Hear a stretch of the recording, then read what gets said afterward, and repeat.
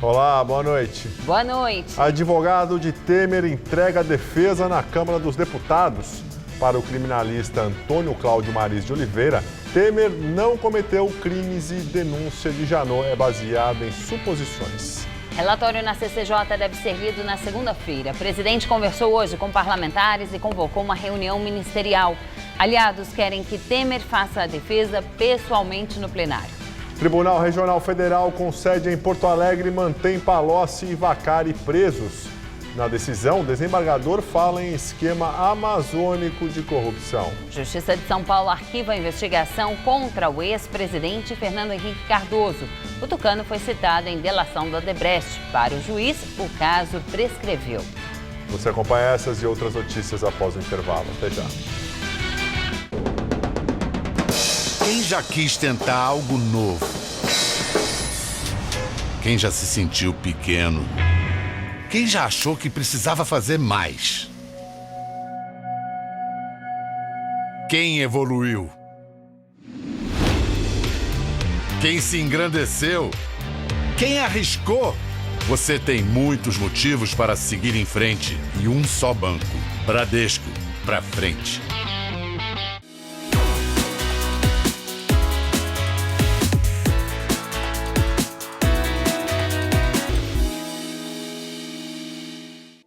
Falar que você estudou jornalismo na Casper Libero te abre portas, porque é a melhor faculdade de jornalismo do Brasil. E sempre foi uma grande referência, desde quando eu estudava até hoje. Um dos motivos que me levou a querer fazer a faculdade Casper Libero foi a localização, que está na Avenida Paulista, está no coração de São Paulo, isso é maravilhoso. E também aqui tem a Fundação Casper Libero com diversos veículos de comunicação. A gente tem a televisão, tem a rádio, tem a internet, o site. E a faculdade abastece todos esses veículos com os profissionais. Então eu fico muito feliz de ter estudado aqui, de fazer parte dessa história e de hoje poder contribuir como apresentadora. Por isso, eu sou o Casper. Somos todos Casper. Amar hoje e amar ontem. Será que é tudo igual? Fica comigo aqui no Todo Seu e vem descobrir o que mudou nos relacionamentos ao longo das gerações. Muita coisa acontece na TV e Cristina Padiglione conta tudo pra você. E ainda a cantora Francine enche nosso palco de pop e de beleza. Tô melhor sozinha, tô em paz na minha, tô seguindo em frente, não. Vem conferir, tô te esperando. Todo Seu, hoje, 10h30 da noite.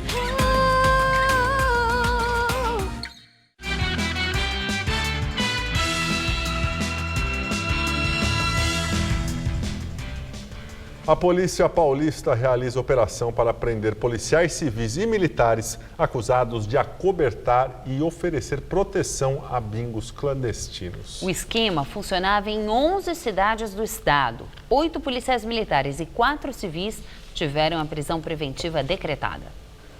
Os agentes cumpriram mandados de busca e apreensão na capital e em mais 11 cidades da região metropolitana e do litoral. Foram apreendidas mais de 600 máquinas de caça-níqueis e de videobingo em 55 locais, a maioria casas clandestinas de jogos de azar.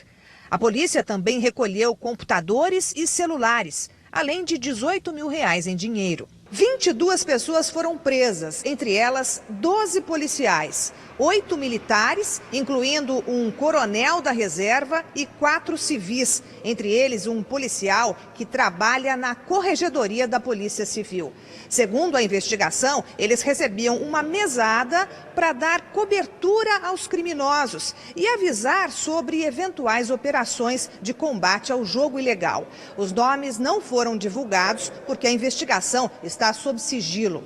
Quando tinham conhecimento de que alguma investigação estava sendo realizada, eles avisavam a esses parceiros particulares, os parceiros do crime. Eles recebiam aí uma retribuição financeira fixa para exercer esse acobertamento das atividades criminosas. A investigação, que envolveu também o Ministério Público Estadual, começou há cerca de um ano, a partir de informações de um delator. Ela durou aproximadamente aí 10 a 12 meses. Ela surge através de informações obtidas, inclusive através de uma delação. Ela evolui através com escutas telefônicas, não é? E hoje foi deflagrada apenas uma primeira etapa dessa operação, porque nós já identificamos conjuntamente várias organizações que atuam nesse ramo de atividade. Hoje nós atingimos apenas algumas delas, existem outras ainda sendo investigadas, então essa é apenas a primeira fase da operação. Ex-ministro Antônio Palocci e ex-tesoureiro do PT, João Vacari Neto, tiveram habeas corpus negados pelo Tribunal Regional da 4ª Região, em Porto Alegre. Preso desde abril de 2015, João Vacari Neto vai continuar no Complexo Médico Penal de Pinhais, na região metropolitana de Curitiba. Na semana passada, ele foi absolvido da pena de mais de 15 anos pelo Tribunal Regional Federal da 4ª Região, em Porto Alegre, em um dos 5 processos nos quais foi condenado pelo juiz Sérgio Moro. Na ação em que foi absolvido, Vacari é acusado de ter intermediado para o PT o pagamento de mais de 4 milhões de reais em propina com a Petrobras. No habeas corpus negado pelo desembargador João Pedro Gebran Neto, a defesa de Vacari pedia a revogação de um segundo mandado de prisão expedido contra ele. Gebran Neto negou a liminar ao afirmar que não há flagrante ilegalidade. Agora o pedido será analisado por todos os desembargadores da 8ª turma da Corte. Hoje, o desembargador João Pedro Gebran Neto também negou a liberdade a Antônio Palocci, ex-ministro da Fazenda e da Casa Civil nos governos Lula e Dilma. Palocci está preso em Curitiba desde setembro do ano passado e tenta fechar um acordo de delação premiada. Ele responde a 2 ações penais na Operação Lava Jato. Em uma delas, Palocci já foi condenado pelo juiz Sérgio Moro a mais de 12 anos de prisão por corrupção passiva e lavagem de dinheiro. Moro entendeu que o ex-ministro negociou propinas com a Odebrecht, que assim conseguiu ser beneficiada em contratos com a Petrobras. Pela decisão, Palocci também não vai poder exercer funções públicas por 24 anos, o dobro da pena. Em outra ação, o ex-ministro responde ao lado do ex-presidente Lula pelo recebimento de propina paga pela Odebrecht, por meio da suposta aquisição de um terreno que seria destinado à nova sede do Instituto Lula e do apartamento vizinho à cobertura onde mora Lula, em São Bernardo do Campo. A defesa de Palocci afirma que a prisão preventiva dele foi decretada como antecipação da pena e que não há risco à instrução criminal. Na decisão, Gebran Neto disse que, neste esquema amazônico de corrupção, diante do envolvimento de centenas de investigados e denunciados, certamente a quantidade de medidas cautelares restritivas de liberdade, em números absolutos, talvez impressione. Contudo, mostra-se bastante proporcional ao contexto investigado. Advogado apresenta a defesa de Temer na Comissão de Constituição e Justiça da Câmara. No parecer do relator, deve ser lido na próxima segunda-feira na CCJ. O presidente teve mais um dia de conversas com deputados para tentar barrar a denúncia. A peça da defesa foi protocolada no começo da tarde na Comissão de Constituição e Justiça da Câmara pelo criminalista Antônio Cláudio Maris de Oliveira. O documento tem cerca de 100 páginas. Temer e seu ex-assessor Rodrigo Rocha Loures são acusados pelo Procurador-Geral da República de corrupção passiva. Para Janot, a mala com R$500 mil recebida por Loures da JBS Friboi era propina e tinha como destinatário final o presidente da República. O presidente da República não cometeu crime e a defesa está absolutamente consciente de que a acusação não se funda em prova e sequer se funda em indício. A peça acusatória é uma peça de ficção. Na CCJ, a matéria será relatada pelo deputado Sérgio Sveiter, do PMDB do Rio de Janeiro. Cabe a ele apresentar um parecer pela aceitação ou não da denúncia contra Temer. A leitura do documento deve acontecer na próxima segunda-feira, segundo o presidente da CCJ, Rodrigo Pacheco. Enquanto isso, do outro lado da esplanada, o presidente Michel Temer continua na corrida para tentar convencer os deputados a barrar a denúncia contra ele na Câmara. A agenda de encontros incluiu, em sua maioria, nomes que ainda não declararam apoio ao PMDBista. Independentemente do teor do relatório de Sérgio Sveiter, a matéria vai para votação no plenário. Isso poderia acontecer antes do recesso parlamentar, previsto para começar no dia 18 de julho. Mas o presidente da CCJ disse que também há chances do assunto ser discutido apenas em agosto, depois do recesso, o que aliados de Temer tentam evitar. O presidente Michel Temer também é cobrado por deputados da base aliada. Um grupo de governistas defende a ida dele à Câmara para se defender pessoalmente assim que a matéria chegar ao plenário. A aposta dos deputados é que, se Temer admitisse que foi um erro ter recebido o empresário Joesley Batista fora da agenda oficial e tarde da noite, ele teria mais chances de convencer os indecisos. O presidente precisa de pelo menos 172 deputados para que a denúncia de Rodrigo Janot não avance. Mas a pressão contra os parlamentares também é grande por parte da opinião pública. No plenário, a votação será aberta e nominal, assim como no impeachment de Dilma Rousseff, o que explica o medo de alguns deputados em votar contra o prosseguimento das investigações, já que muitos pretendem se candidatar à reeleição no ano que vem. E a Procuradoria-Geral da República pediu ao Supremo Tribunal Federal para incluir no inquérito de Temer o depoimento de Florisvaldo Caetano de Oliveira, delator do grupo JF. Ele afirmou que entregou R$1 milhão ao coronel aposentado João Batista Lima, amigo do presidente. A PGR suspeita que Temer seria o destinatário desses recursos.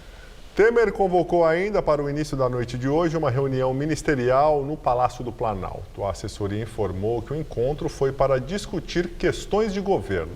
O presidente viaja amanhã para a Alemanha, onde participará da cúpula do G20, grupo que reúne as 20 principais economias do mundo.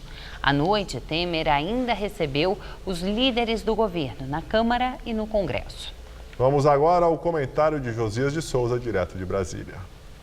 A defesa que o advogado de Michel Temer, Antônio Cláudio Mariz, entregou à Comissão de Constituição e Justiça da Câmara não traz novidades nas suas quase 100 folhas. O criminalista repisa argumentos que o próprio Temer, sob sua orientação, vem despejando a esmo sobre o noticiário. Em essência, Mariz alega que o áudio que o delator Joesley Batista gravou às escondidas é duvidoso e ilegal. Mas ainda que fosse válido, não prova que Temer cometeu crime. Na coreografia que se desenrola em Brasília, a movimentação do advogado de Temer é o que menos interessa aos deputados.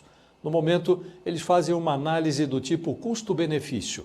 Perguntam aos seus botões, vale a pena manter Temer na presidência da República? Começa a se disseminar no Legislativo a tese de que o bloco governista não perde por esperar, ao contrário, só ganha se Temer for substituído por Rodrigo Maia, o presidente da Câmara.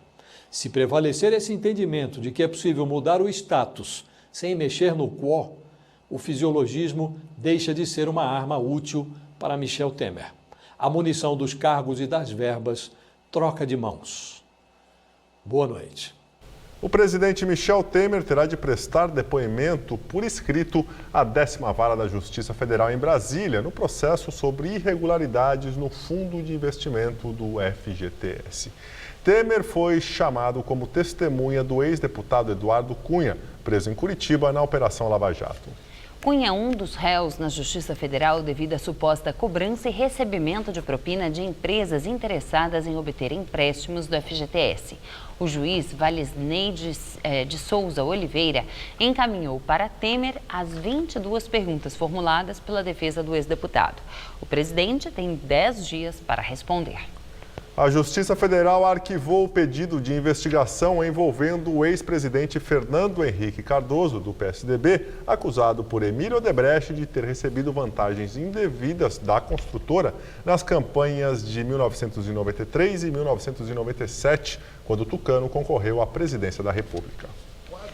O pedido de arquivamento partiu do juiz Márcio Assad Guardia, da 8ª Vara Criminal Federal de São Paulo. O magistrado entendeu que as denúncias de Emílio Odebrecht contra Fernando Henrique Cardoso prescreveram e, portanto, o Estado perdeu o direito de punir o tucano pelos crimes cometidos naquele momento. Em delação premiada firmada com o Ministério Público Federal, o patrono da maior empreiteira do país revelou ter pago vantagens indevidas não contabilizadas às campanhas presidenciais de Fernando Henrique Cardoso nos anos de 93 e 97. A ajuda de campanha eu sempre dei a todos eles. Sim. E a ele também dei. Mas vamos só fazer uma diferenciação. E com certeza teve ajuda de caixa oficial e não oficial. Se ele soube ou não, eu não sei. As denúncias vieram a público em abril, com a revelação dos nomes envolvidos na chamada lista do ministro Edson Fachin do Supremo Tribunal Federal. Ao receber a denúncia contra a FHC, Fachin remeteu o pedido para a primeira instância em São Paulo, já que o tucano não tem foro privilegiado e mora na cidade. A decisão de arquivamento do juiz acolheu manifestação da Procuradoria da República, que levou em conta o artigo do Código Penal que prevê o prazo de prescrição de crimes de no máximo 20 anos e de 10 anos para os réus com mais de 70 anos, como é o caso do tucano. Segundo a defesa do ex-presidente, além da prescrição, não há qualquer indício de que FHC tenha cometido algum crime ou recebido vantagens na campanha à presidência da República em 1993 e 1997. O Banco Central encontrou cerca de 350 milhões de reais nas contas de empresários e empresas relacionadas ao esquema de corrupção no setor de transportes do Rio de Janeiro. A Justiça previu o bloqueio de 520 milhões, que seria o total desviado.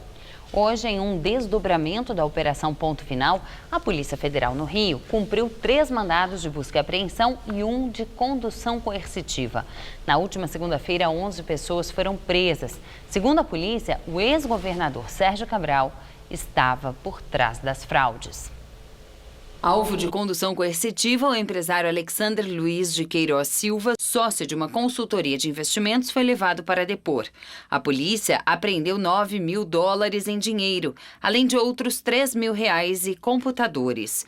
A Polícia Federal identificou uma organização criminosa no setor de transportes do Rio. Entre os envolvidos, já presos, estão o empresário de ônibus Jacó Barata Filho, o presidente da FETranspor, Leles Marcos Teixeira, e o ex-presidente do Departamento de Transportes Rodoviários do Rio, Rogério Onofre. O esquema de propina teve os detalhes revelados pelo doleiro Álvaro Novis em delação premiada. Era ele que coordenava o recolhimento do dinheiro nas garagens e gerenciava os pagamentos. Segundo o Ministério Público Federal, as empresas de ônibus do Rio distribuíram R$500 milhões para políticos e agentes públicos. Quase metade teria sido paga a autoridades com foro privilegiado, cujos nomes não foram revelados. O ex-governador Sérgio Cabral, do PMDB, que está preso, foi apontado como chefe de mais esse esquema criminoso. De acordo com a investigação, ele recebeu a maior parte, R$122 milhões em propinas, entre 2010 e 2016. Nossa produção não conseguiu contato com a defesa do empresário Alexander Luiz de Queiroz Silva para comentar o assunto. E agora vamos ao comentário de política com Bob Fernandes. Sérgio Sveiter é deputado pelo PMDB do Rio. Ele é relator da denúncia contra Temer. Manchetes anunciam Sveiter como independente. Em 2014, Sveiter recebeu R$1 milhão em doações de 3 empreiteiras investigadas na Lava Jato. Uma delas, a UTC de Ricardo Pessoa. Sveiter diz ter estado uma única vez com Ricardo Pessoa e que, ao ver Pessoa sendo preso, exclamou: "Caramba!". Na campanha de 2014, Sveiter declarou gastos de 5,7 milhões. Doou para si mesmo 3,7 milhões. Sveiter é abnegado cidadão. Gastou na campanha mais do que receberá em 8 anos ou 2 mandatos. Sveiter foi secretário dos governos de Garotinho, Rosinha e Cabral. Cabral está na cadeia, Garotinho esteve na cadeia e agora está solto. Eles todos são do Rio de Janeiro. Na segunda, no Rio, foi preso Jacó Barata, o rei dos ônibus, que pagava a caixinha a Cabral e muita gente, coisa de R$500 milhão. Garotinho diz que algumas dezenas de deputados estaduais recebiam caixinha. No Rio, a taxa de homicídios subiu 25%. A de mortos pela polícia, 80%. O Rio tem a polícia que mais mata e mais morre. Na terça, Vanessa dos Santos, 10 anos, foi morta com um tiro na cabeça. O pedreiro Leandro conta. O tiro que matou sua filha foi disparado por um policial. Nesta quarta, numa escola em Belfort Roxo, uma estudante de 14 anos foi baleada nas costas. Na sexta, Maria e Ana Conceição, mãe e filha, 76 e 42 anos, morreram baleadas na Mangueira. Em Duque de Caxias, Arthur foi baleado na região da coluna. Arthur ainda não tinha nascido, estava no ventre da mãe Claudineia dos Santos. Dizem que as instituições estão funcionando. Boa noite. O doleiro Lúcio Funaro foi transferido agora à noite do presídio da Papuda para a carceragem da Polícia Federal em Brasília. A transferência foi um pedido do Ministério Público com quem Funaro negocia a delação premiada. A delação do doleiro e operador do PMDB é tida por aliados do presidente Michel Temer como um dos fatores que agravariam a crise e poderiam levar à queda do PMDBista. Chamado a falar no inquérito contra o presidente, Funaro afirmou que ele, Temer, tinha pleno conhecimento de como funcionavam os esquemas de corrupção que abasteciam o cofre do PMDB e que os dois chegaram a se encontrar pessoalmente. O Procurador-Geral da República, Rodrigo Janot, pediu ao Supremo Tribunal Federal a abertura de inquérito para investigar o senador José Serra, do PSDB de São Paulo, com base nas delações premiadas de executivos da JBS Friboi. O pedido foi feito na semana passada, mas o documento só foi tornado público no sistema do Supremo hoje. Segundo o pedido de Janot, o empresário Joesley Batista, dono da JBS Friboi, relatou aos investigadores que pelo menos 7 milhões de reais dos 20 milhões doados à campanha de Serra à presidência em 2010 não foram declarados. Além da abertura de inquérito, Janot pediu ao STF a tomada de depoimentos das empresas de eventos e pesquisas citadas por Joesley, além do depoimento de Serra, para apresentar as informações que julgar pertinentes aos esclarecimentos dos fatos. Na Venezuela, apoiadores do presidente Nicolás Maduro invadem a Assembleia Nacional e vários deputados são feridos. Os manifestantes entraram no parlamento com pedaços de pau e rojões, depois de o vice-presidente convocar protestos contra os deputados da oposição, que são maioria no Congresso. No ano passado, o Tribunal Supremo de Justiça da Venezuela, controlado pelo governo, anulou todas as decisões do parlamento e transferiu para a Justiça o poder de legislar. Essas medidas, revertidas pouco depois, foram o estopim da atual onda de protestos contra o governo Maduro. Hoje, o ator e ex-militar que sequestrou um helicóptero e atacou o prédio do Supremo na semana passada, publicou um vídeo na internet em que pede que o povo venezuelano continue em protestos contra o governo. E voltando a falar da política brasileira, o presidente Michel Temer se reuniu hoje com o presidente da Câmara, Rodrigo Maia, do DEM, e o deputado federal e presidente da Força Sindical, Paulo Pereira da Silva. Na pauta, alternativas para o fim da contribuição sindical obrigatória. A ideia de uma regra de transição foi debatida. A contribuição sindical pode chegar a 70% do orçamento de alguns sindicatos. Atualmente, o pagamento é feito uma vez ao ano por meio do desconto de um dia do salário do trabalhador. Pelo texto da reforma, a contribuição passa a ser facultativa. De manhã, o presidente Michel Temer se reuniu com o presidente da Força Sindical e o deputado federal Paulinho da Força, do Solidariedade. No encontro, eles discutiram a criação da contribuição de negociação coletiva, que seria recebida pelo sindicato que atuar em negociações entre trabalhadores e patrões. Caso contrário, o sindicato não recebe. A medida provisória também garantiria a homologação da rescisão contratual pelos sindicatos dos trabalhadores e a participação dessas entidades na eleição de representantes dos trabalhadores nas empresas. Segundo a Força Sindical, na reunião com Temer não foi definida uma regra de transição para a adoção de contribuição sindical optativa, mas a central disse que apoia a ideia.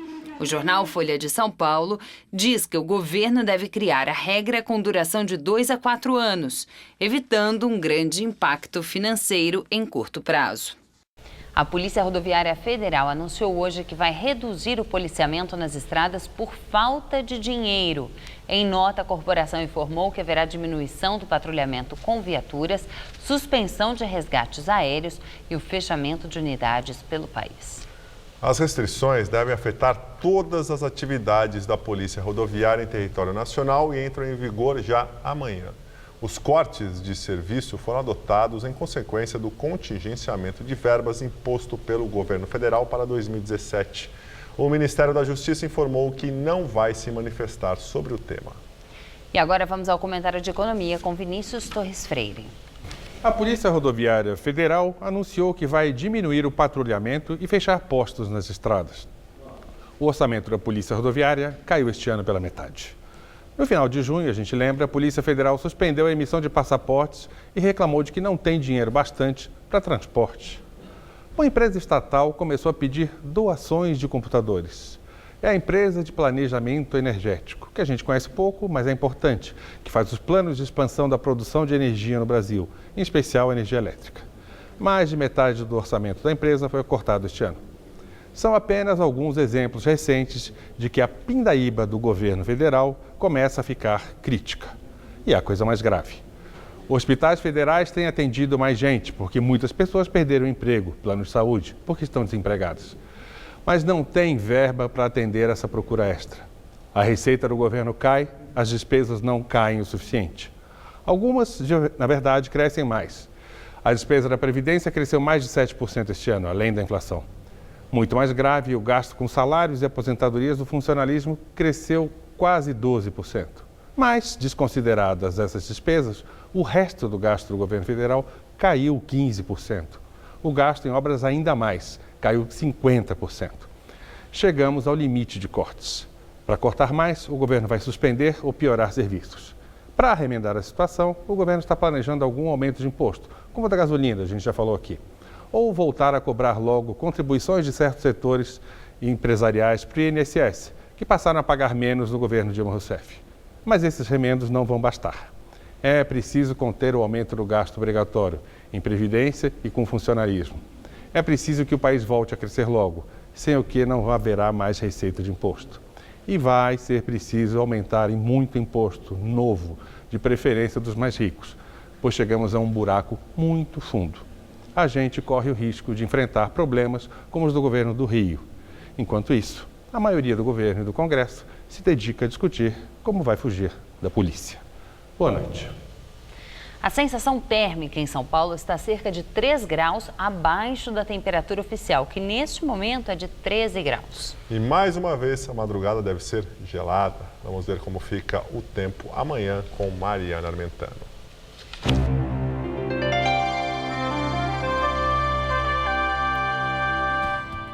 Para São Paulo, o tempo amanhã não muda em relação a hoje. Os próximos dias vão continuar típicos de inverno, com tempo firme, madrugadas geladas e temperaturas amenas à tarde. Nessa próxima madrugada aqui na capital, mínima de 9 graus e máxima amanhã à tarde de 20 graus. Aí na sexta-feira faz até 21 graus à tarde e no sábado a máxima pode chegar aos 22, com muito sol e céu azul por aqui. E nós ficamos por aqui. A edição de hoje pode ser vista no site do Jornal da Gazeta. Uma ótima noite para você. Tchau, Gabriel. Ju. Até amanhã. Muito obrigado pela companhia. Tenha uma excelente noite. E fica agora com o Rony Ivano Todo Seu. A gente se vê amanhã. Até lá.